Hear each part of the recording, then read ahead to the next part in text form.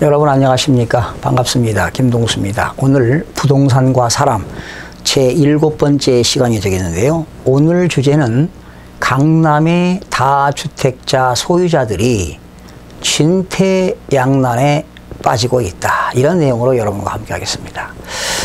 상담을 해보게 되면요, 많은 분들이 이런 고민에 빠져 있습니다. 대출을 받지 않고 본인 여유 있는 자금으로 부동산을 취득한 사람은 큰 문제가 발생하지 않습니다. 그나마 대출이자가 안 나가기 때문이죠.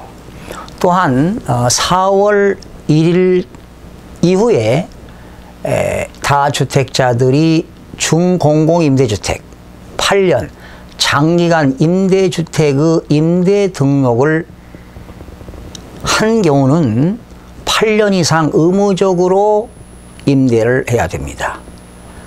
아무래도 임대해서 임대소득이 있다면 당연히 종합소득세를 해마다 내고 당연히 소득 있는 곳에 조세가 있는 거 아니겠습니까? 그러나 여유자금으로 취득했기 때문에 대출이자가 안 나가는 것이 천만다행입니다.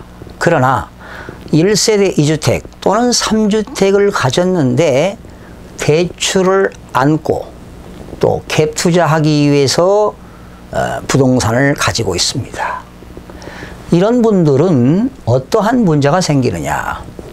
이제 대부분 연령대가 60에서 70대 되시는 분들이 많습니다. 이제 자녀들이 이제 결혼 시기도 되신 분들도 있고 그런데 이거를 팔자니 양도소득세가 4월 1일부터 중과세가 됩니다. 우리나라는 양도소득세가 6%부터 최고세율 42%까지 적용합니다. 최고세율이 42%인데 지방소득세까지 합치면 46.2%가 되겠습니다. 과세표준 구간에 따라 달라지지만 또한 1세대 2주택자가 양도하게 되면 10%가 더 붙습니다. 또한 1세대 3주택자가 양도하면 20%가 더 중과세가 됩니다.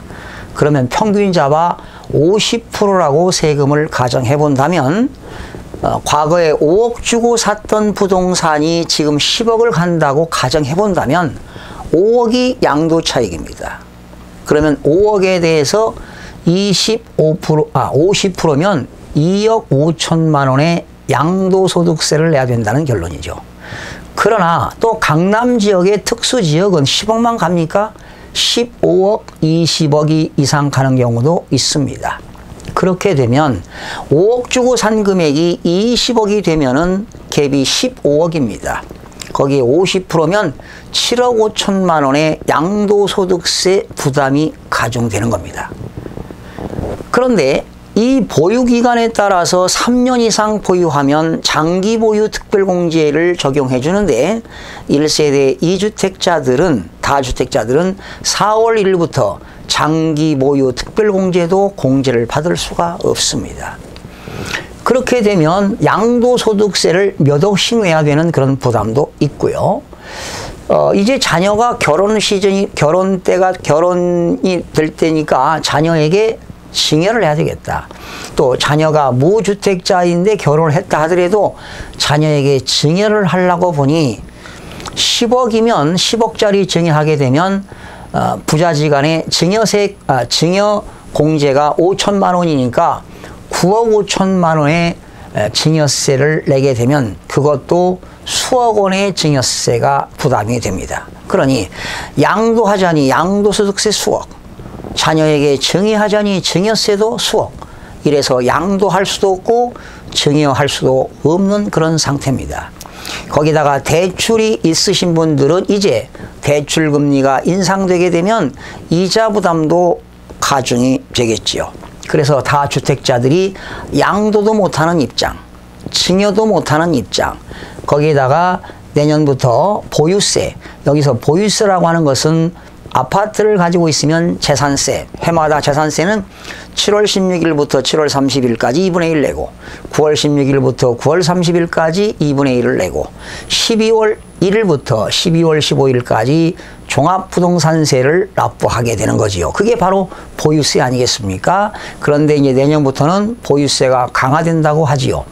그러니 장기적으로 봤을 때 여유가 있는 사람들은 중공공임대주택으로 갈아타서 8년 이상 장기간 임대주택을 한 분들은 큰 문제가 없습니다. 그러나 중공공임대주택을 할까 말까, 양도할까 증여할까 이렇게 지금 망설이고 계시는 분들이 상당수가 되는 것 같은데, 이렇게 진퇴양난에 빠졌습니다. 그러나 대출금리, 대출이 있는 분들이 갭투자를 위해서 이렇게 투자를 했는데, 만약에 이자 부담이 가중된다면, 또 부동산 가격이 하락한다면 어떤 문제가 발생할까요? 그래서 강남의 다주택자들의 고민이 깊어지고 있습니다. 이런 분들은 어떻게 해결해야 될까요? 답이 없습니다. 합리적인 의사결정은 본인이 하는 건데, 본인의 그러한 자산부채 자본의 증감 변화에 따라서 또 자금 능력에 따라서 여러 가지 의사결정을 할 수가 있는데요. 그런 대안들을 하루빨리 마련해서 의사결정을 하시는 것이 좋을 거라고 생각이 됩니다. 그러니까 부동산 가격이 하락할 거냐, 그러나 오랜 기간을 가지고 있다면 또 언젠가는 부동산 가격은 상승할 수 있습니다. 그래서 하락 상승, 늘 정부가 규제하기도 하고 또 부동산 정책을 완화하기도 하지만, 그러한 정부 정책과 그리고 사회 경제 환경 변화에 따라서 가격의 등락 차이가 있기 때문에 여러분들이 잘 의사결정을 하셔야 될 거라고 생각이 되지만, 그래도 시름이 깊어지고 있는 것만은 사실입니다. 여러분들의 현명한 판단을 기대하면서 오늘 마무리하겠습니다. 시청해 주신 여러분 대단히 고맙습니다.